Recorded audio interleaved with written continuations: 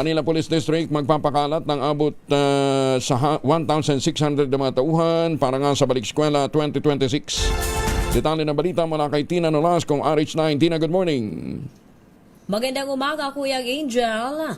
All set na ang mga tauhan ng Manila Police District o MPD para tiyakin ang seguridad sa pagsisimula ng pasukan ngayong Lunes, June 8. Ayon kay MPD spokesperson Police Major General Philip Ines, higit kumulang 1,600 pulis ang ipakakalat sa iba't ibang eskwelahan sa Maynila.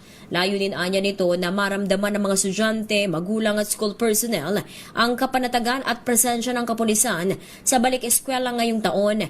Kasabay nito, paalala ng opisyal sa publiko, agarang i-report sa otoridad ang anumang kahinahinalang kilos o presensya ng sinumang individual o di kaya'y magsumbong sa 911 hotline. Ito si RH9 Tina Nolasco para sa DZRH, una sa Pilipinas, una sa Pilipino.